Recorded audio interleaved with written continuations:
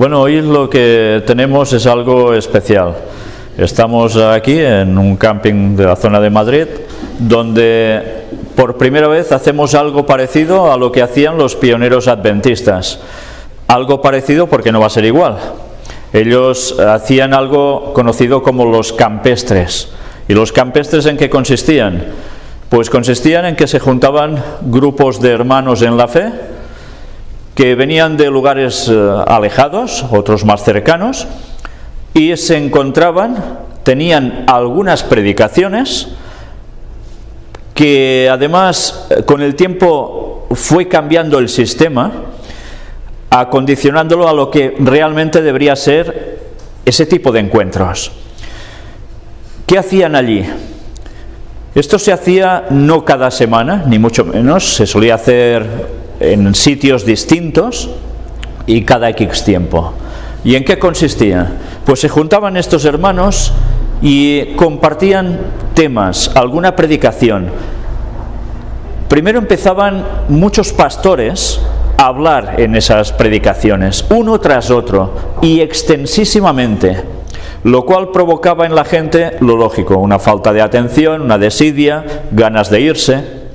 Y en vez de ser un momento de convivencia y de enriquecimiento, era prácticamente todo lo contrario, muchísimas veces. Y Ellen White mantuvo una conversación con algunos pastores y ella misma llegó a expresar que había habido un fallo tremendo, y era que eso no se podía hacer así. Que estos tipos de campestres deberían servir para dos cosas. Primero, para encontrarse entre los hermanos. Segunda, por si había gente cerca, que fueran también invitados a poder asistir y compartir, aprender. Y que las predicaciones no se hiciesen tan extensas, sino que hubiese pocos predicando, que no duraran mucho y que sobre todo se trabajara el estar juntos, conviviendo, hablando unos con otros, manteniendo relación personal y cristiana. Y esto llegaba a enriquecer mucho más. ¿Y por qué dijo todo esto? Bueno, ella en cierto modo lo que hacía, diciendo que hacía falta que se hicieran estos campestres, era como una conmemoración también de la famosa fiesta de tabernáculos que el pueblo hebreo había tenido durante muchísimos años y que aún los judíos tienen ahora. Pero claro, en un modo un poco distinto. Evidentemente, ella no hacía referencia a que se debía celebrar esto exclusivamente el día que correspondiese, o la semana que correspondiese a la fiesta de tabernáculos judía. Al igual que con la Pascua, Jesús lo sustituye por la Santa Cena, y no es obligatorio hacerlo precisamente el día de Pascua cuando coincide en el año. No, nada de eso. En Cristo se cumplen las fiestas, pero hay fiestas como las que hemos venido hablando a lo largo de las conferencias, que además tienen otros cumplimientos proféticos posteriores. Y nosotros deberíamos celebrar, en cierto modo, no igual, algo parecido a eso, a la fiesta de tabernáculos, cuando aún ahora, si veis imágenes de los judíos, que hace pocos días precisamente han tenido esa fiesta, los veréis que hacen una cosa que se llama enramadas. Cogen unas hojas de distintos árboles y cubren unas cabañas. Eso es tabernáculos Sukkot, que dicen ellos. ¿Y en qué consiste sobre todo? Pues que están juntos comiendo, hablando, alabando a Dios. Incluso invitan a gente que es atea o gente que tiene otras creencias y entre ellos comparten. Bueno, esto lo han hecho siempre y nosotros deberíamos hacer algo parecido. Una vez dicho esto, quiero exponer que sobre todo quede claro que lo que vamos a hacer aquí no van a ser conferencias rebuscadas o de temas más complejos no se trata de generar debates o discusiones o presentar temas, no, se trata sobre todo de compartir la alegría de estar con Cristo, todos juntos, y que esto nos debe servir para recordar el momento del retorno de Cristo, cuándo será, y además ¿qué va a acontecer? ¿Y qué vamos a celebrar cuando todo esto termine? Pues con esto en la cabeza vamos a empezar a ver algo básico, y es habitar juntos. Habitar juntos es lo que debería hacer el pueblo de Dios. Por desgracia no todos pueden hacerlo, ¿verdad? Que algunos de vosotros quizás se encuentran solo en la fe, en su lugar de donde sea, Bueno, a veces eso pasa. Pero estos momentos son momentos precisamente de estar unidos.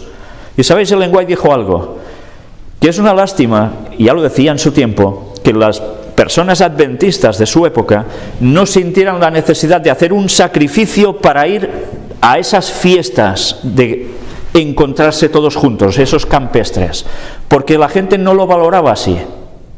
La gente quería huir de temas y temas, pero no apreciaba la convivencia entre hermanos, que es en definitiva lo que nos va a servir para seguir compartiendo en el cielo, lo mismo. Y ella instaba a procurar, dejad el trabajo donde estéis, de algún modo, preparadlo todo con antelación para ir a ese lugar.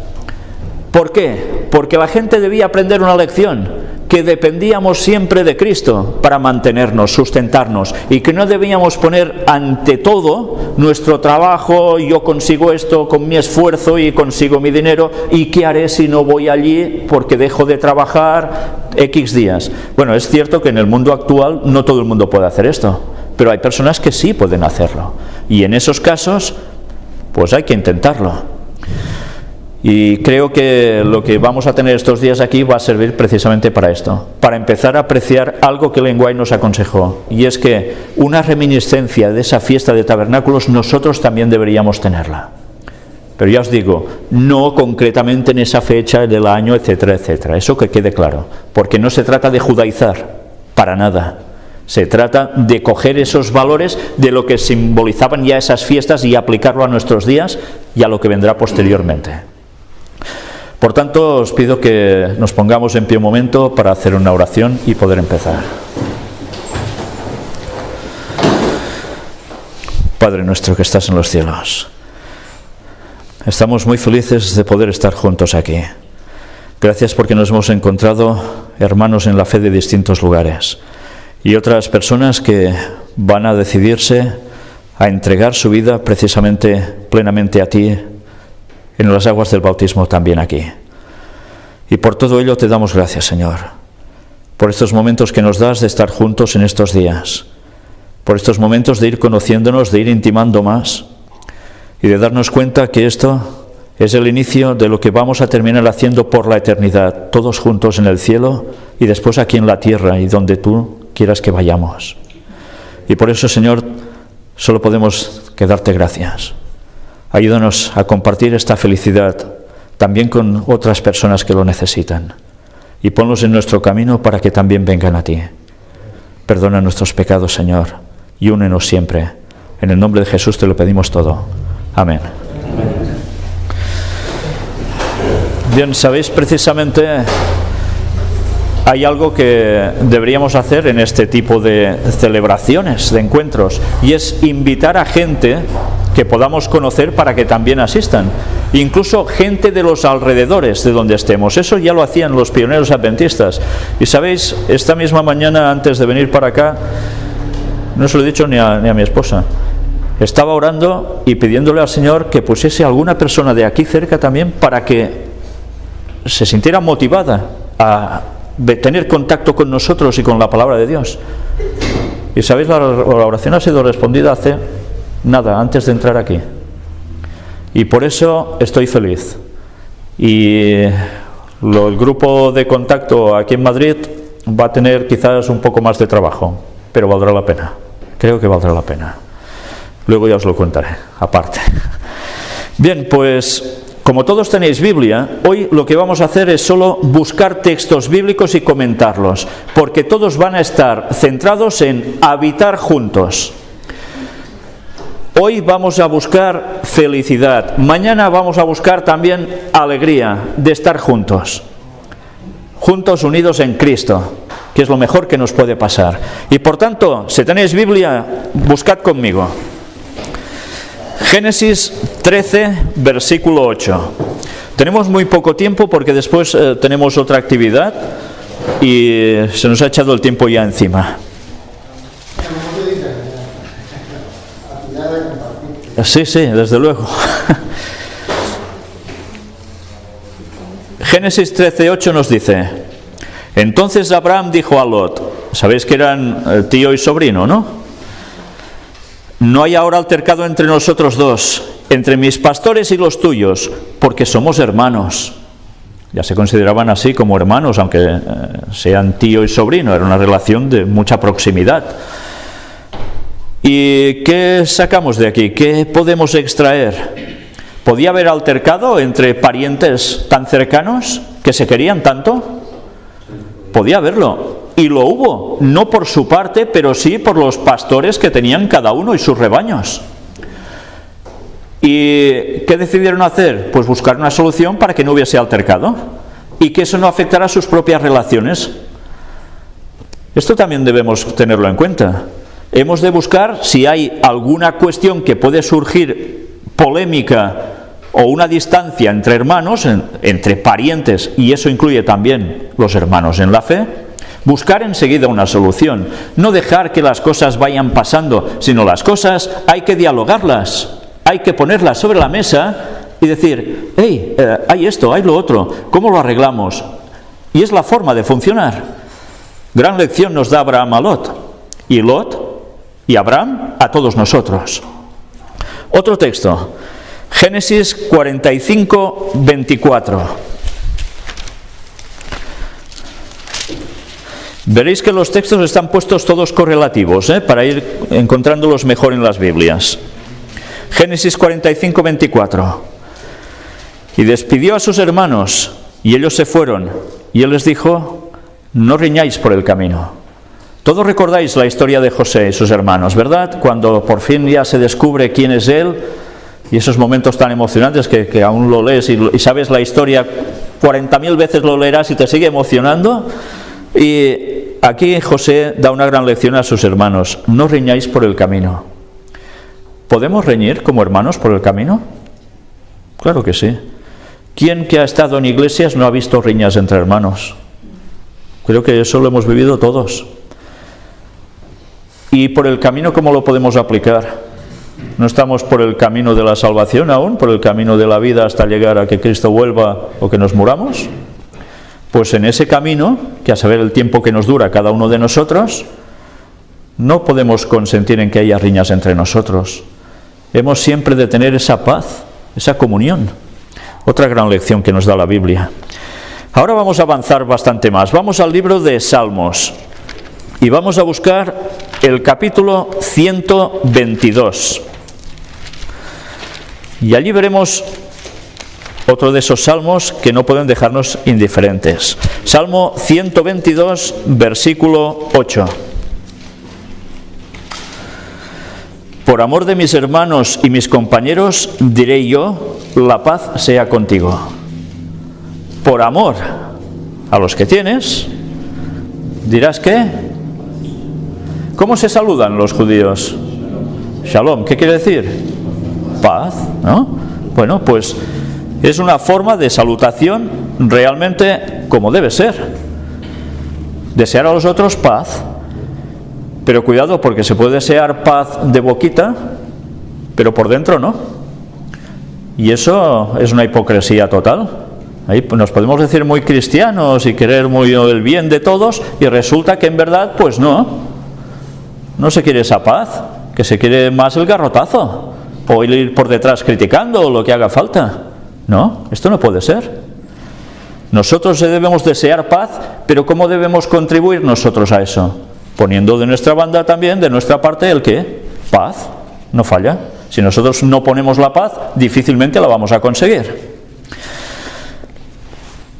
Adelantamos hasta el capítulo 133 del mismo libro de Salmos, versículo 1. Mirad cuán bueno y cuán delicioso es habitar los hermanos juntos en armonía. ¿Habéis estado en alguna familia que son muchos hijos?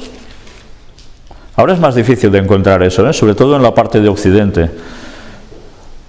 Pero si alguna vez habéis estado en alguna familia que hay muchos hijos, normalmente lo que se aprecia es que, claro, hay mucho revuelo, sobre todo dependiendo de la edad de los hijos. Y a veces aprecias dos cosas, que hay momentos en que, mira, parece todo alegría porque se lo están pasando bien, y hay momentos en que parece que se vayan a matar todos. Bueno, pues apliquemos esto a nuestra familia espiritual. Hay momentos que puede ser de gozo tremendo, ¿verdad? Pero hay momentos en que puede haber una tensión que se corta con un cuchillo. Hemos de intentar evitar eso.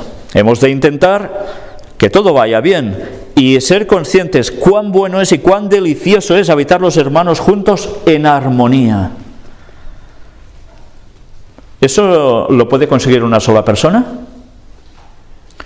Habla en plural, y cuando habla en plural es que todos debemos ponernos a ello. No podemos hacer excepciones. Si uno de nosotros es una excepción, ¿puede haber ya armonía? Imposible. Ya se originan bandos automáticamente. Y suele pasar que en el momento en que se originan bandos, hay alguno que quiere ganarse a otros para su bando. ¿Y en qué consiste todo esto? Pues en ir haciendo lo que no toca. ¿Y la armonía dónde para? ¿A estar allí? Seguro que no. Por eso debemos apreciar esos momentos de estar juntos, en armonía. Porque no es tan fácil. ¿Encontráis armonía cuando vais fuera de la gente que no cree como vosotros? ¿Encontráis ese sosiego, esa paz, esa alegría? Qué difícil, ¿verdad? Puede ser en momentos puntuales con según quién, pero no es la norma. Y en cambio, cuando estamos los de un mismo sentir, ¿cómo cambia la cosa? Pero hemos de procurar que eso se mantenga. No podemos permitir que eso se destruya. Avanzaremos ahora hasta el libro de Jeremías, capítulo 32 y versículo 29. Y ahora diréis, ¿y esto qué tiene que ver con este tema de habitar juntos? Jeremías 32, 29 nos dice: y vendrán los caldeos que atacan esta ciudad y la pondrán a fuego y la quemarán. Asimismo, las casas sobre cuyas azoteas ofrecieron incienso a Baal y derramaron libaciones a dioses ajenos para provocarme a ira. ¿Qué conclusión sacamos de esto cuando estamos hablando de habitar juntos? ¿Esta gente no habitaba juntos? Sí, habitaban juntos, estaban todos en la misma ciudad. Eso es habitar. ¿Pero qué hicieron que provocaron toda esta situación tan desagradable? Pues no siguieron a Dios. Ahora quizás ninguno está adorando a Baal como un ídolo en concreto, pero igual tiene su ídolo o sus ídolos en su vida. Y en vez de seguir primero a Dios sobre todo, bueno, Dios sí, pero después de lo otro. Y depende cómo. Y si eso pasa en comunidad, ¿Dios creéis que se queda tan ancho? Dios actúa. Y actuó en la ciudad porque el pueblo de Dios no hizo su voluntad. Y ahora creemos que si nosotros nos hacemos una limpieza de nuestra vida, ¿Dios no va a actuar? Dios actuará para que esa limpieza se efectúe. Y será o por buenas o por malas. O como podemos entender, por malas, que en definitiva va a ser por justicia para que reaccionemos. ¿Vamos a permitir que el Señor nos tenga que echar mano para que reaccionemos? Es muy triste, ¿eh? ¿Cuántas veces hemos de aprender a base de garrotazos? Difícilmente alguien de nosotros puede decir que no. Pero por esta vida pasamos por circunstancias que hemos de aprender a base de golpes. No hablo físicamente muchas veces, en sentido simbólico. Y entonces reaccionamos. Y el Señor aquí tuvo que permitir lo mismo, para que todos después, ¿qué volvieran a hacer con el paso del tiempo? Reaccionar, plantearse las cosas, pedir perdón a Dios, cambiar de corazón, y luego el Señor, ¿qué pudo hacer con ellos? Volverlos otra vez a donde habían estado, y esa vez en paz. Pero eso hace falta una conversión. Esas cosas no pasan así como así. Ahora vamos hasta el libro de Zacarías.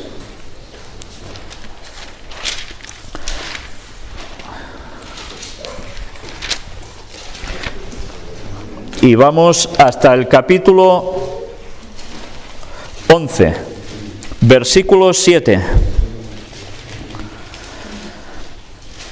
Apacenté pues las ovejas de la matanza, esto es, a los pobres del rebaño. Y tomé para mí 2 cayados. Al uno puse por nombre Gracia, y al otro Ataduras, y apacenté las ovejas.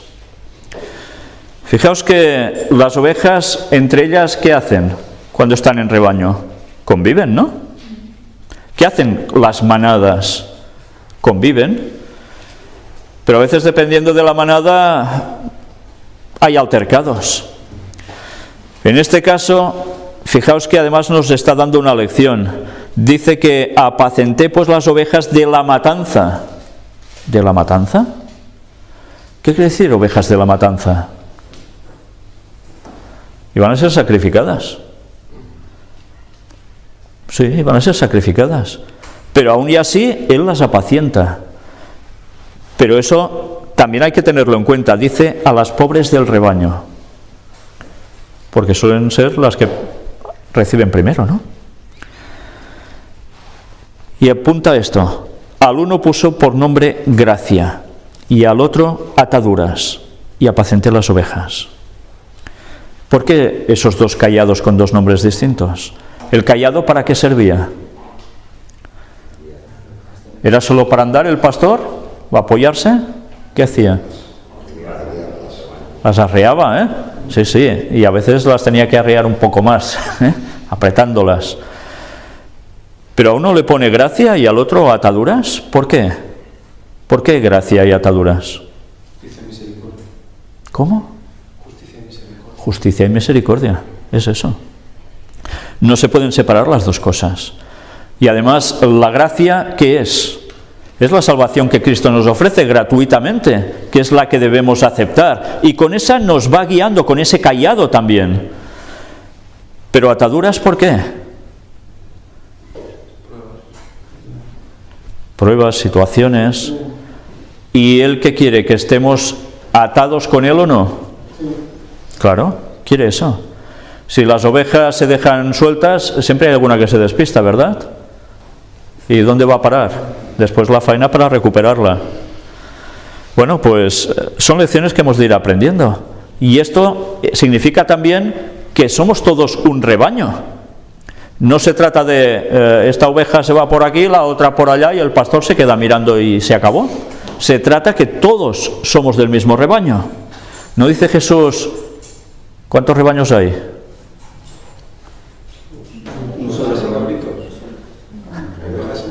Hay ovejas y cabritos. ¿Y las ovejas terminan bien o mal? Los cabritos. Ahora sí que no vale eso de tan bien, ¿eh? ¿Por qué no? No. Terminan mal. Bueno, pues procuremos ser de esas ovejas llevadas por estos cayados de Cristo, que nos van a conducir bien para terminar todos juntos. Y que no tenga que ir buscando por allí alguno para rescatar esa oveja que se va descarriando. Evitémosle ese trabajo a ser posible, ¿no? Ahora saltamos al Nuevo Testamento. Nos vamos hasta el Evangelio de Juan. Y vamos a buscar el capítulo 13. Versículo 35. En esto conocerán todos que sois mis discípulos, si tuvierais amor los unos con los otros. Podemos decir, sí, yo sigo a Cristo, o yo soy un cristiano excepcional. Uy, pero ese, el de al lado, vigilado porque ese no sé qué, y ese no sé cuánto, y yo... Si tuvierais amor los unos con los otros, entonces somos discípulos de Cristo. Si no, no. ¿Tenemos amor por los hermanos? A veces no es fácil, porque quizás nosotros mismos hacemos cosas o decimos cosas que pueden ofender a otro, y a veces consciente o inconscientemente también puede pasar. ¿Y el otro cómo debe reaccionar? Si eso pasa, o si nos pasa a nosotros. ¿Pegándole un grito o un bofetón? ¿Mosqueándose, yéndose a casa enfadado y ya está, sin decir nada? No, hay que arreglar las cosas con amor. Porque a veces, ¿sabéis que muchos altercados que se producen en grupos es debido a malos entendidos o que alguno imagina más de la cuenta? Eso pasa, y lo hemos tenido que vivir muchas veces. Procuremos que no sea lo cotidiano entre nosotros, sino que busquemos amor. Y si reflejamos amor entre nosotros, ¿qué creéis que va a notar la gente cuando nos ve? Imaginaos que termináis de allí donde os habéis reunido, salís un momento fuera y que alguien os vea que estáis discutiendo. ¿Creéis que vais a atraer a la gente? Seguro que no. Los alejaríamos de Cristo. Si ven entre nosotros caras ya de una cierta alegría, de que es que estamos a gusto entre nosotros, nos lo pasamos bien y más rato quisiéramos estar juntos, los de fuera lo notan. Y son ejemplos vivos las personas que reflejan esto y atraen a otros. Y esto es lo que debemos procurar. Bueno, pues hemos de ir aprendiendo lecciones, porque a veces nos podemos pensar que somos discípulos de Jesús, pero si no hay amor los unos con los otros, de discípulos de Jesús nada de nada. Nada de nada. Y eso lo hemos de tener clarísimo. Y aplicarlo en todas las situaciones, en todas.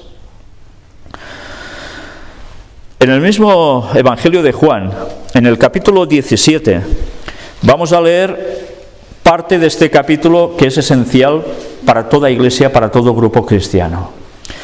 Es el capítulo de la unidad, y que por desgracia el papado sabe tergiversar también para darle un sentido que a veces te quedas hasta perplejo. Vamos a ver qué nos dice Jesús en una parte de este texto, que ya lo presentamos en una predicación, pero vamos a ver esta parte ahora. Juan 17, del 17 al 26. Recordemos que es la conversación que tiene Jesús ¿con quién? ¿Con quién tiene Jesús esta conversación? Con su Padre, con el Padre. Y vamos a ver qué extraemos de aquí, en este trozo, en estas partes de versículos. Santifícalos en tu verdad, tu palabra es verdad. Primero de todo, para estar unidos, ¿qué hace falta? La verdad. Si no hay la verdad, o la búsqueda al menos de la verdad, no puede haber esa santificación. Por tanto, ya hay un primer problema. Como tú me enviaste al mundo, así yo los he enviado al mundo. ¿Somos conscientes que esto se dice a los discípulos, o hace referencia a los discípulos de Jesús, pero que con las palabras que vemos en todo el capítulo hace trascendencia más allá de los discípulos y llega hasta nosotros? Recorre toda la historia del cristianismo hasta el final. Pues lo que nos dice aquí es que nosotros también somos enviados al mundo. Si somos enviados al mundo como eran los discípulos, ¿qué hacían los discípulos? Iban predicando, y así, ¿qué conseguían? Pues que el Espíritu Santo pudiese trabajar también en el corazón de otras personas y pudiesen también añadirse a ser discípulos de Cristo a su vez. Y la cadena del Evangelio ha llegado hasta nosotros desde ellos, porque ellos hicieron esto, y otra gente a lo largo de la historia ha hecho lo mismo. Pues nosotros hemos de hacer lo mismo para que llegue el mensaje también a los demás. Y por ellos yo me santifico a mí mismo, para que también ellos sean santificados en la verdad. Una vez más, Él se santifica, sí, y nos quiere santificar a nosotros, pero ¿cómo? En la verdad, siempre en la verdad. Mas no ruego solamente por esto, sino también por los que han de creer en mí por la palabra de ellos.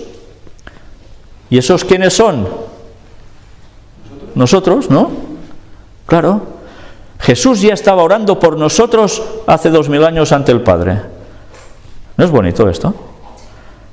Aplicaos eso, no a nosotros así, sino a nosotros a nivel individual, por mí, por ti, por ti, por ti. ¡Qué bonito! Jesús nos tiene en su oración. Pues eso debería ponernos ultra felices, que no nos deja al margen, sino que nos incluye en esa oración para que participemos todos de la verdad, unidos. Y los que aún no han conocido, que evidentemente, ¿cómo les va a llegar el mensaje? ¿A través de quién? De nosotros. Mas no ruego solamente por estos, sino también por los que han de creer en mí por la palabra de ellos, para que todos sean uno, como tú, oh Padre, en mí y yo en ti, que también ellos sean uno en nosotros, para que el mundo crea que tú me enviaste. Si no nos ven unidos, ¿cómo van a creer que Jesús nos envía? Si ven entre nosotros disensiones, malos rollos, ¿Cómo va a creer el mundo que venimos de parte de Cristo? Solo lo van a creer si ven que hay armonía, si hay un sentir especial, una forma de hacer, un cariño, un amor que el mundo no puede ofrecer. La gloria que me diste, yo les he dado para que sean uno, así como nosotros somos uno. La gloria. O sea, si se la dio a los discípulos, también nos la da a nosotros. ¿Y nosotros qué debemos reflejar entonces? La gloria de Cristo también. Yo en ellos y tú en mí, para que sean perfectos en unidad, para que el mundo conozca que tú me enviaste y que los has amado a ellos como también a mí me has amado. Fijaos que habla de la unidad. ¿Habla del ecumenismo aquí?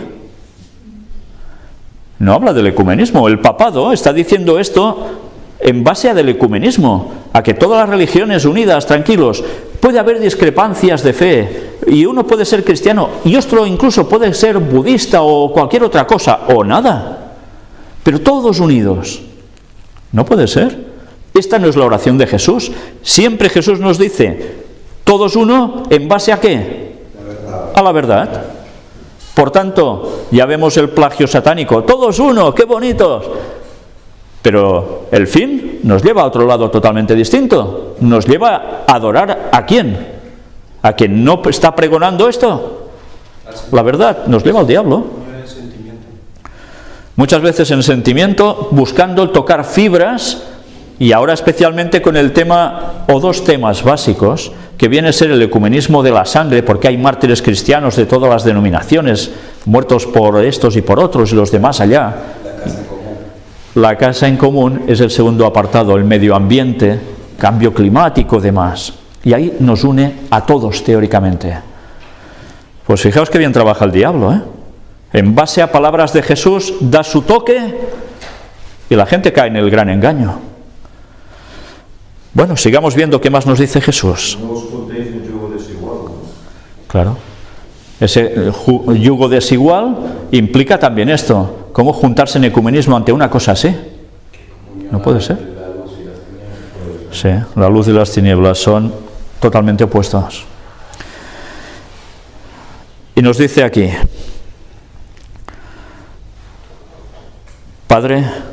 primero el 23, yo en ellos y tú en mí, para que sean perfectos en unidad. Dice así un poquillo perfectos, no, perfectos en unidad. Para que el mundo conozca que tú me enviaste y que los has amado a ellos como también a mí me has amado. Eso debe notar la gente, que Dios nos ama. ¿Y cómo se nota eso? ¿Cómo podemos mostrar a la gente que Dios nos ama? Cuando vamos todo el día así, apesadumbrados, ay, es que todo me sale mal. Así no vamos a mostrar que Dios nos ama. Vamos a mostrarlo cuando, a pesar de las dificultades que todos podemos pasar en un grado u otro, en nosotros hay aún esa alegría de la salvación que Cristo nos ofrece, y de que tenemos el apoyo de hermanos, y que todo el cielo está pendiente de nosotros, y que Jesús vino a morir por nosotros. ¿Eso no nos tiene que dar alegría? Alegría desbordante nos debería dar. Aunque Elena White dice que los que van por el camino estrecho a menudo llevan caras tristes y que de repente surge un foco que ilumina todo. Claro, aquí está. Es que nadie está exento de problemas en esta vida. Y hay momentos en que, lógicamente, no podremos estar con la boquita así alegre si estamos pasando una situación complicada. Pero eso no quiere decir que debamos reaccionar y en los momentos dados volver a expresar lo que hay, y es el gozo y la alegría en Cristo, la salvación. Padre, aquellos que me has dado, quiero que donde yo estoy también ellos estén conmigo, para que vean mi gloria que me has dado, porque me has amado desde antes de la fundación del mundo. Qué bonito, ¿eh? ¿Dónde nos quiere Cristo? A su lado. A su lado. ¿Y nosotros queremos estar al lado de Cristo? Amén. Pero a veces parece ser que no lo queremos, porque hacemos cosas o decimos cosas o pensamos cosas que podemos acrecentarlo incluso y nos está separando de Cristo. Y a veces no somos bastantemente conscientes de eso. Es algo que nos debe hacer estar vigilantes todo el día, día y noche. No podemos parar de ser conscientes de eso. Padre justo, el mundo no te ha conocido, pero yo te he conocido. Y estos han conocido que tú me enviaste. Todo el mundo de aquí, a vuestro alrededor y donde estéis, en vuestros lugares de donde provenís, ¿conocen a Cristo? Han oído hablar de Jesús, muchos de ellos, pero ¿lo conocen? Conocer, bíblicamente, ¿qué llegaba a implicar? La relación entre hombre y mujer íntima, sexual. Momento más íntimo que ese no hay. Y conocer a Jesús, ¿qué viene a significar? Pues que llegas a ser uno con Él. El sentido del matrimonio. Pues, ¿qué diferencia? El mundo no conoce así a Jesús. Y para que conozcan así a Jesús, alguien se lo debe mostrar, ¿no? ¿No nos lo tuvieron que mostrar a nosotros también? ¿Cuántas veces? Y les he dado a conocer tu nombre, y lo daré a conocer aún, para que el amor con que me has amado esté en ellos y yo en ellos. Y algunos dirán, el nombre es exactamente estas consonantes, etcétera, y solo puedes pronunciar el nombre de Dios así. El nombre es el carácter, y el carácter de Dios es inmenso, y tiene muchísimas facultades y todas buenas. Ese es el nombre de Dios. Y nosotros, si aprendemos todas esas cualidades y las ponemos en nosotros, ¿nos las quedaremos también para nosotros solos?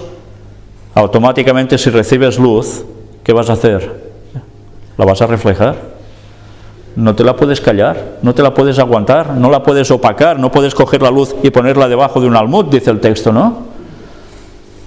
Porque lo que haríamos es apagar nuestra luz, la que recibimos de Cristo. Solo vas a recibir más luz y la podrás transmitir si sigues buscando la luz directamente a Cristo. No hay otra. Entonces verán eso, que hay unidad. Y eso es lo que debemos procurar. Unidad siempre en base a la verdad y al contacto íntimo con Dios. Vamos ahora a 1 Corintios, capítulo 1 y versículo 10. Os ruego pues, hermanos, por el nombre de nuestro Señor Jesucristo, que habléis todos una misma cosa, y que no haya entre vosotros divisiones, sino que estéis perfectamente unidos en una misma mente y en un mismo parecer. Qué bonito, ¿eh? Todos debemos hablar una misma cosa. ¿Esto quiere decir que puede haber discrepancias en algunas cositas? Claro, por supuesto. ¿No les pasó a los primeros adventistas cuando buscaban la verdad? Que uno creía una cosa, otro creía otra, pero estaban todos en esa búsqueda de la verdad, y cuando la verdad surgía, se dejaban orgullos y se decía, ¿es la verdad? Pues la abrazo. Y la compartían y todos iban hablando lo mismo. Pues es lo que debemos hacer todos. Es la única forma. ¿Cómo dices? Pues claro, y siempre ha sido así. Discrepancias como humanos siempre hay, formas de ver las cosas distintas. No todos somos totalmente iguales, pero hay que solucionar las cosas bien, ¿no? Y así se trata de avanzar. Ahora nos vamos precisamente avanzando hasta el libro de Efesios, capítulo 4, versículos del 1 al 6. Efesios 4, del 1 al 6 nos dice: Yo pues, preso en el Señor, os ruego que andéis como es digno de la vocación con que fuisteis llamados, con toda humildad y mansedumbre, soportándoos con paciencia los unos a los otros en amor. Qué bonito, ¿eh?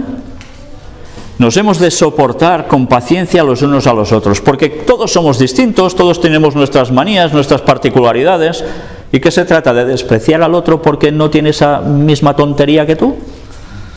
No, nos hemos de tolerar, nos hemos de aguantar, y así vamos creciendo también a nivel de carácter. Es la forma. ¿Por qué el matrimonio ayuda a crecer en carácter? Porque vas aguantando las cosas del otro y el otro aguanta también las tuyas. Dependiendo de qué, claro, tampoco nos pasemos, ¿no? Pero dice que hemos de andar dignos de la vocación con que fuimos llamados. Y eso quiere decir que hay que dar un buen testimonio. Siempre. No fingirlo. Porque el teatro, tarde o temprano, se ve que es teatro. Porque puede ser del bueno o del malo, como decía alguno, ¿eh?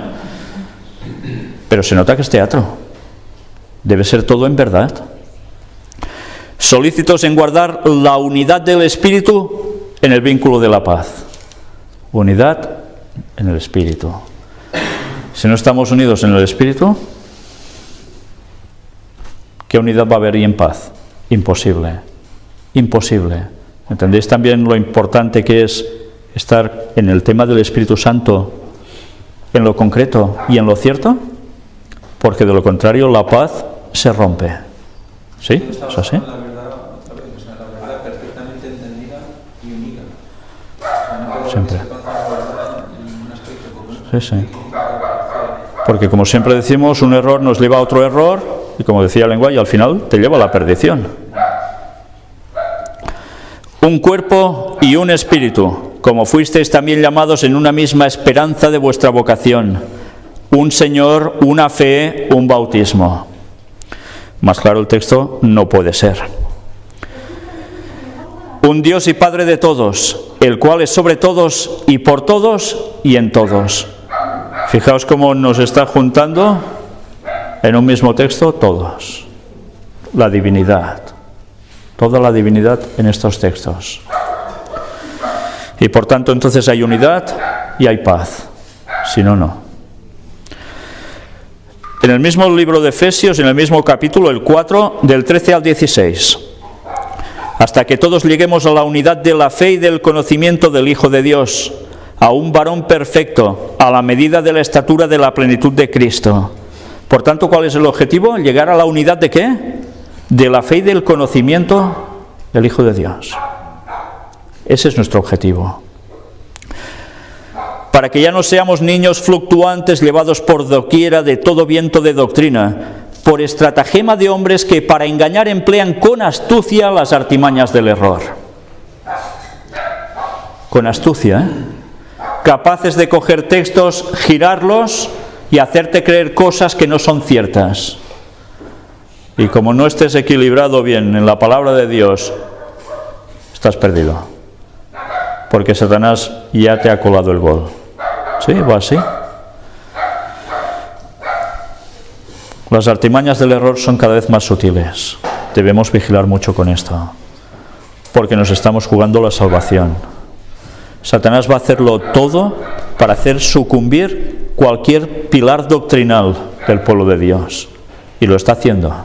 Y no va a dejar de hacerlo hasta el final. Y la confusión va a ser cada vez máxima. Y cuando todo esto haya sido tambaleado, que ya no pueda ser más tambaleado, y muchos del pueblo de Dios dejen de serlo, porque va a ser así, aún habrá otra prueba definitiva para romperlo todo. ¿Y sabéis cuál va a ser? Sí, ya diréis, no, la ley dominical, el sábado y el domingo. No, va a ser aún peor que esto. Cuando venga Satanás haciéndose pasar por Jesús. Y allí, todos los que pensaban y creían esto y lo otro, se van a ver confrontados directamente en quién en verdad está mandando aquí, en el corazón. Y de regirse por sentidos o creencias falsas, incorrectas, por pequeñas que sean, van a servir para que Satanás te cautive y te lleve a la perdición. Y eso, que ahora nos parece, bueno, eso va a ser lo peor que va a pasar en la historia de la humanidad. Porque ese engaño precisamente va a ser el gran engaño. Y no somos conscientes de que todo lo que está pasando nos va a llevar a esa situación, ¿eh? Debemos prepararnos para eso. Porque si llegamos a ese punto, no va a ser fácil, ni para los escogidos, resistir eso. Esto quiere decir que deberemos hacer un tema específicamente hablando de cómo vendrá Satanás simulando ser Jesús. La diferencia entre Satanás y Jesús en este aspecto. Porque es necesario. Es más que necesario. Es vital. Y el poder de evitar su mirada también, ¿no? Porque el mismo texto nos advierte, ¿eh? Todo esto lo vamos a hablar en este tema porque precisamente es... Estoy convencido de que algo de eso. Es vital desconectarse totalmente de esa imagen, totalmente. Sí, sí. Y nos sigue diciendo el texto. sino que siguiendo la verdad en amor, crezcamos en todo en aquel que es la cabeza, esto es Cristo, o sea, en amor, de quien todo el cuerpo bien concertado y unido entre sí por todas las coyunturas que se ayudan mutuamente, según la actividad propia de cada miembro, recibe su crecimiento para ir edificándose en amor. ¿Quiere decir que podemos crecer solos en amor? Aquí nos está hablando del cuerpo. Todos, cada uno en su función, con los dones que Dios le ha dado, debe trabajar, ¿para qué? Para esa unidad. Unidad en amor, en una verdad. ¿Y qué? Todos juntos dar el mensaje fuera. Es así, no hay más, no hay más. Filipenses capítulo 2, versículos del 2 al 5. Completad mi gozo, sintiendo lo mismo, teniendo el mismo amor, unánimes, sintiendo una misma cosa. Nada hagáis por contienda o por vanagloria. ¿No pasa eso en las iglesias? ¿O en grupitos? Hacer las cosas por vanagloria. Mira cuánto sé, lo que digo y lo que he hecho. Eso es vanagloria. Eso no sirve al Señor. Eso es una fachada. Eso es un fariseísmo. Pero eso es hipocresía. Las cosas hay que hacerlas porque se está al servicio de Cristo y para el bien de los hermanos y de la gente del mundo que necesita oír el mensaje. De nada sirve, yo he de ser el líder. No sirve de nada eso. El líder es Cristo y nosotros hemos de estar a su servicio. No hay más. Por eso, las cosas no se hacen para pedir un reconocimiento de los demás. Y si no nos dicen lo bien que has hecho una cosa, pues mejor que no te lo digan. Mejor para evitar que crezca tu orgullo. Y eso debemos tenerlo presente. Tú haces las cosas porque Dios quiere que sean así. Y por alabanza a Dios lo vas a hacer así, por el bien tuyo mismo y de los demás. En el momento en que las rositas te son echadas, puede ser que el orgullo vaya creciendo. Y eso hay que evitarlo. Todo es gracias a Dios. Porque si yo hablo desde aquí es gracias a Dios. Si lo haces tú será lo mismo. ¿Y a quién hemos de dar las gracias? A Dios, que es el que pone esto en nosotros para que se pueda expandir, se pueda convivir. En el momento en que el orgullo surge, se acabó. Y alguien le empezó esto, ¿no? ¿Lo recordáis? ¿Qué pasó en el cielo, no? A causa de tus contrataciones, ¿qué sucede a Satanás? Bueno, a Lucifer, que se vuelve Satanás. Se vuelve en el adversario de Dios porque el ego ya se le había disparado. ¿Y qué ha pasado al ser humano como característica en el carácter de cada ser humano? Pues eso, que haya un orgullo allí, que yo he de ser el número uno. El número uno es Cristo y punto. Y nosotros todos somos iguales. Y cada uno en su función servirá para desempeñar la obra de Dios en este mundo y terminarla. Y ya está, y no hay más. Pero a veces eso se olvida, tristemente. Fijaos que nos llega a decir, nada hagáis por contienda o por vanagloria, antes bien con humildad, estimando cada uno a los demás como superiores a él mismo. Superiores al mismo. Ah, no, yo es que llevo 50 años en la fe y tú acabas de entrar. ¿Y qué? ¿Y qué? ¿Y no te puede estar dando una lección esa persona de humildad, quizás?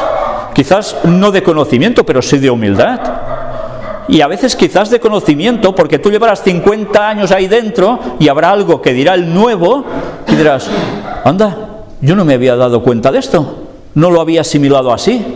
Y es verdad, ¿qué lógica tiene? Y tienes que dar gracias a Dios porque el nuevo te está enseñando algo, porque el Espíritu Santo lo hace actuar para esto. Y esto es lo bonito, que cualquiera, si Dios trabaja en él, puede dar lo que quizás tú aún no tienes. No mirando cada uno por lo suyo propio, sino cada cual también por lo de los otros. Haya pues en vosotros este sentir que hubo también en Cristo Jesús. Qué bonito, ¿eh? ¿Y él qué era? El cual siendo en forma de Dios no estimó el ser igual a Dios como cosa que aferrarse, sino que se despoja a sí mismo y viene a morir por nosotros, para salvarnos. ¿Y ante eso puede haber orgullo nuestro? ¿Quién de nosotros podía estar con orgullo si estuviese a los pies de la cruz con Cristo allí colgando, deformado y sangrándose por nosotros? ¿Quién ¿Quién puede mantener orgullo ante eso? Deberíamos tener esa imagen puesta aquí, porque a veces esos egos se nos irían al instante. Esto no quiere decir que ahora me pongo un crucifijo en la habitación de mi casa y lo voy a mirar cada día, No, no, esto es mental. Esa comunión debe ser íntima con Dios. Ese pensamiento lo debemos tener como reflexión siempre. Avanzamos al libro de Colosenses, capítulo 2, versículos del 1 al 7. Porque quiero que sepáis cuán gran lucha sostengo por vosotros, y por los que están en la Odisea, y por todos los que nunca han visto mi rostro, para que sean consolados sus corazones, unidos en amor, hasta alcanzar todas las riquezas de pleno entendimiento, a fin de conocer el misterio de Dios el Padre y de Cristo, en quien están escondidos todos los tesoros de la sabiduría y del conocimiento. Y esto lo digo para que nadie os engañe con palabras persuasivas, porque aún estoy ausente en cuerpo, no obstante en espíritu estoy con vosotros, gozándome y mirando vuestro buen orden y la firmeza de vuestra fe en Cristo. Por tanto, de la manera que habéis recibido al Señor Jesucristo, andad en Él, arraigados y sobreedificados en Él y confirmados en la fe, así como habéis sido enseñados, abundando en acciones de gracias. Pablo no podía estar con todos, ¿verdad? Él no era el Espíritu Santo. Podía tenerlo, pero él no era el Espíritu Santo. ¿Y qué hacía? ¿Se despreocupaba de todos los demás? No. Los llevaba en su corazón y los llevaba en su oración. Y evidentemente no podía estar en contacto con todos porque cada vez eran más y eso era imposible. Pero cuando podía, reflejaba su modo de pensar íntimo. Y aquí lo demuestra. Y todo para estar unidos y conocer plenamente lo más de lo más que es nuestro Dios. Eso es lo que debemos procurar siempre. Y no dejarnos engañar con palabras persuasivas. Mirad si es importante lo que aquí nos dice, alcanzar el pleno entendimiento. Porque con las palabras persuasivas el pleno entendimiento se puede ir totalmente del lugar. Hay que estar alerta con todo, Ayer hablábamos aquí de lo que vemos, que si este vídeo, el otro, el no sé qué, y generamos confusión en nuestras cabezas. ¿Y qué sucede al final? Pues que crees que sabes muy bien una cosa y resulta que hay un algo allí que te empieza a trabajar y ese gusanito se va creciendo hasta que se convierte en a saber qué y te termina quitando de la cabeza lo que era verdad y se ha podrido en tu cabeza por ese gusanito que ha ido creciendo y terminas creyendo otra cosa y nos creíamos, yo sé tanto.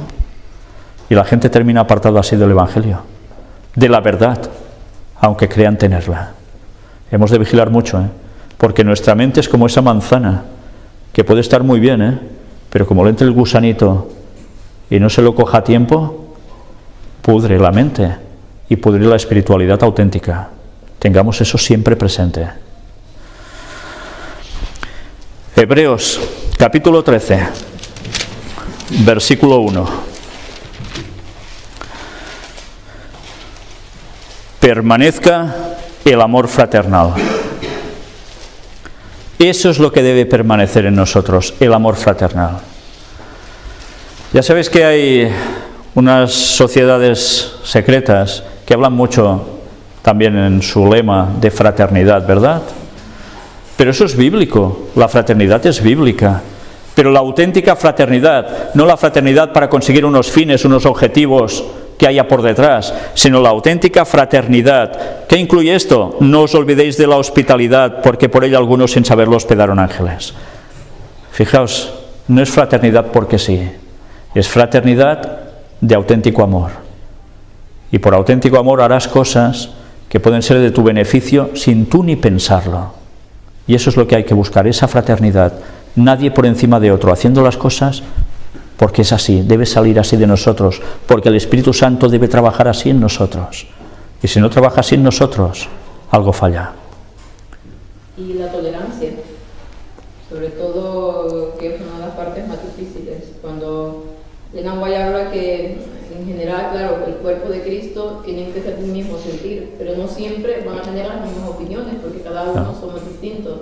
Pero ahí es donde tiene que entrar la tolerancia.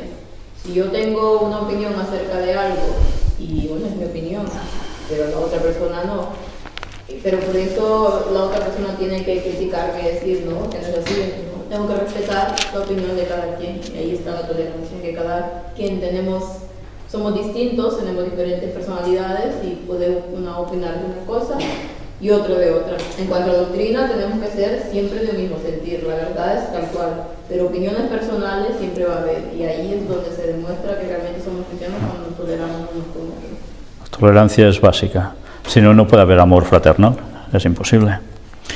Ya finalizando, los dos últimos textos. Primera de Pedro, capítulo 3, versículo 8. Finalmente, sed todos de un mismo sentir, compasivos, amándoos fraternalmente, misericordiosos, amigables. Y aún continúa. No devolviendo mal por mal, ni maldición por maldición, sino por el contrario, bendiciendo, sabiendo que fuisteis llamados para que heredaseis bendición. Qué bonito, ¿eh? Y esto lo dice como una consumación a lo que está diciendo, exponiendo, ¿eh? Es necesario que sea así. No hay más caminos. Y concluimos. Primera de Juan, capítulo 3, versículos del 14 al 19. Yo no sé si os dais cuenta de la maravilla de la palabra de Dios. Solo con un versículo te puedes pasar ratos inmensos. Y cada uno de nosotros irá añadiendo conceptos y aún no serán suficientes. Porque la palabra de Dios es inagotable. Y cuando dice inagotable es que realmente es inagotable. Primera de Juan 3, del 14 al 19. Nosotros sabemos que hemos pasado de muerte a vida en que amamos a los hermanos. O sea, si no amamos a los hermanos, ¿hemos pasado de muerte a vida? Pues va a ser que no. Hay que amar a los hermanos para pasar de muerte a vida.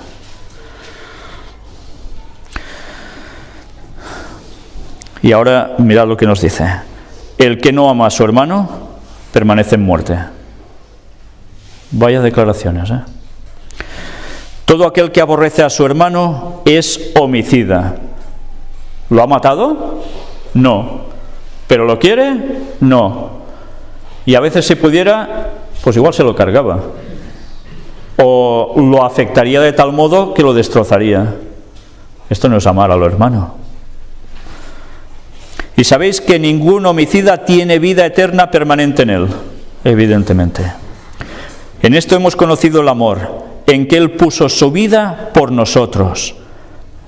También nosotros debemos poner nuestras vidas por los hermanos. Pero Víctor, un segundo inciso, en cuanto a amar al hermano, yo lo aplico esto también a los hermanos de fe, pero en este caso también en lo que son los miembros de tu familia, Claro. las familias, por lo que es hablar de nuestro Señor, son divididas. Y en este caso hay a lo mejor un carácter muy definido, muy opuesto totalmente en cuanto al amor. Tú haces todo lo que tú quieres, esto por hacer que esa persona pueda reaccionar o no, depende ya del Señor que quien da crecimiento. Pero yo no digo que no amen, pero lo que provoca a veces es mucha más ira todavía, mucha más descarga, cómo actuar en ese caso ahí, porque por amor tienes que tratar de ayudar, pero eso lo que está conllevando es todavía que se arrastre más allá. Bueno, la prueba la tenemos con Jesús. No le llegaron a aceptar muchos, lo llevan incluso hasta la muerte. ¿Y Él los terminó odiando? No, los amó. Y pedía que Dios los perdonara. Pero Él los amó hasta el final. Podía haber dicho, pues ahora os fulmino. Y no lo hizo, los siguió amando. Ese es nuestro proceder, debe ser así siempre. Oposición la vamos a tener fijo, seguro. Habrá algunos que reaccionarán positivamente, pero van a ser siempre una minoría. El resto terminará que no te podrá ni ver. Si dices el verdadero mensaje, si haces lo que debes hacer. Se le pasó a Jesús, ¿qué podemos esperar nosotros? Lo mismo. ¿Y qué debemos aprender de su actitud? Seguir amando a pesar de todo. Aunque la gente no entienda que lo que les estás expresando es amor para que lleguen a reaccionar. Porque a veces hay que decir las cosas tal como son. Plantearles la situación, esto es así, te guste o no te guste, a partir de aquí o reacciones o te quedas fuera. No hay otra, no hay ambigüedades. Pero hay que decir las cosas como son, pero seguir amando. Y luego el Espíritu Santo hará lo que podrá, evidentemente. Bueno, entonces hay que dejar claro Muchas veces vemos la actitud de Jesús y algo les dice a sus discípulos: cuando ya veáis que no se puede hacer nada, ¿qué tienen que hacer vuestros pies? Sacudir el polvo e irse. Hay alguna religión que lo hace literalmente, ¿eh? Sí, sí. Han sido rechazados porque su creencia no quiere entrar en un hogar y hacen eso con rabia y se van. No, no, esto no funciona así. Sacudir ese polvo y decir, bueno, pues lo dejo hasta aquí y ya está. Y a partir de aquí, Dios dirá. Pero el amor debe seguir estando, por supuesto. No podemos alegrarnos nunca de la desgracia de otro ni del mal de otro. Nosotros hemos de seguir amando. Y la justicia es justicia, por supuesto, pero la debe aplicar Dios. Y nosotros debemos pedirla, esa justicia. No te olvides que la blanda respuesta aplaca la ira, ¿no? Sí. Aunque a veces eso no funcionó ni con Esteban ni con Jesús. Pero es lo que debemos hacer. Las últimas palabras de Esteban, Claro. ¿cuáles fueron? Sí, sí, perdónalos, igual que Jesús, claro. Y fijaos cómo en la mayor parte de gente no funcionó, pero hubo alguien que sí. Porque en la muerte de Esteban había alguien, ¿lo recordáis quién era? Saulo, que termina siendo ¿quién? Pablo. Ese reaccionó, ¿eh?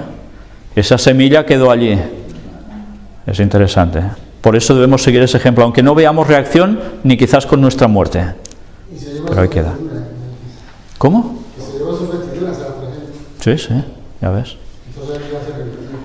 Sí, se guardó las vestiduras allí y al final eso dio su fruto. Sí, sí. Y el texto nos sigue diciendo: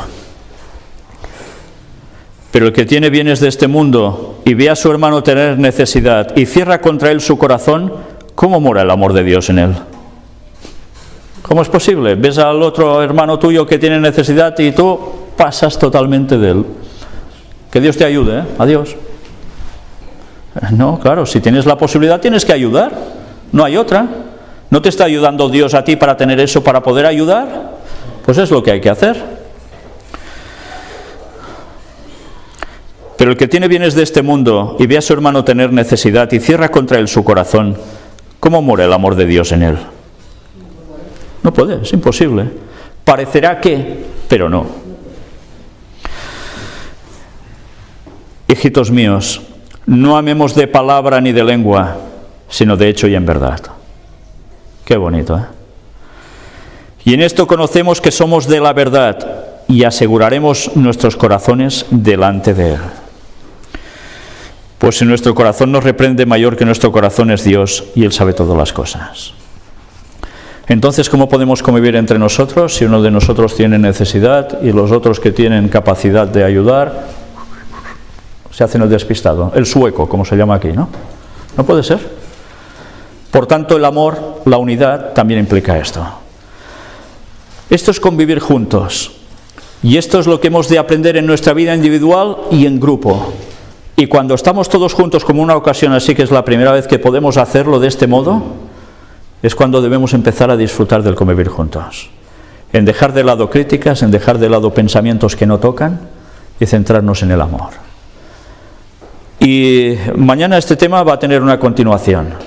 Porque habitar juntos puede ser habitar juntos con alegría o puede ser un drama.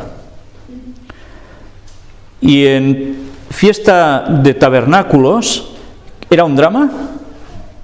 Era alegría.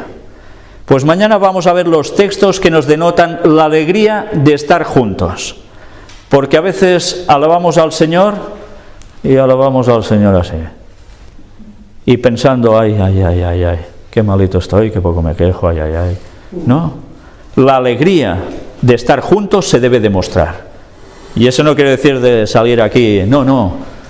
Alegría de corazón, que se manifieste entre nosotros, como debe ser. Y a partir de aquí, adelante, porque eso es lo que nos va a unir. Y esa alegría que mantendremos aquí es la que seguiremos manteniendo en el cielo, pero aún mucho más.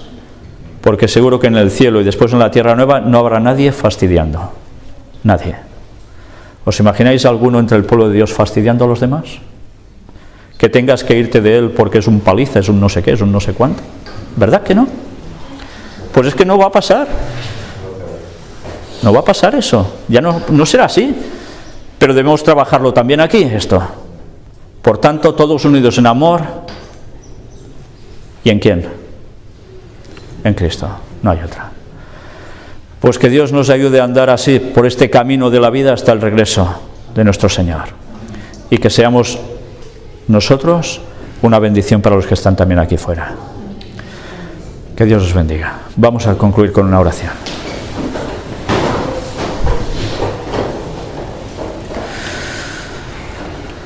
Padre nuestro, lo que te queremos pedir especialmente en estos momentos es que derrames el Espíritu Santo sobre nosotros, que nos ayudes a tener esta lluvia tardía que tanto necesitamos para ser como tú eres y para terminar de dar este mensaje al mundo que tanto lo necesita.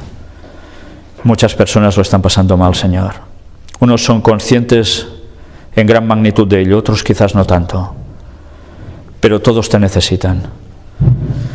Y te queremos pedir que nos des las palabras y las actitudes necesarias para darles este mensaje de salvación, para que también puedan reaccionar y darse cuenta que sin ti, en verdad, esta vida no sirve absolutamente de nada. Bendícenos, Señor. Ayúdanos a tener esta convivencia que tan pocas veces podemos tener como aquí, y que nos haga sentir las ganas de volverlo a repetir aquí donde haga falta. Cuida de tu pueblo y ayúdanos también a cuidarnos entre nosotros. Perdona todos nuestros pecados y una vez más te damos infinitas gracias por este sacrificio de Cristo que nos da la salvación a pesar de todo lo malo que hayamos hecho. Ayúdanos a cambiar y únenos para que esta convivencia, este habitar juntos sea de alegría y felicidad, esperando tu retorno y esa celebración que no tendrá parangón. En el nombre de Jesús te lo pedimos todo, Señor. Amén.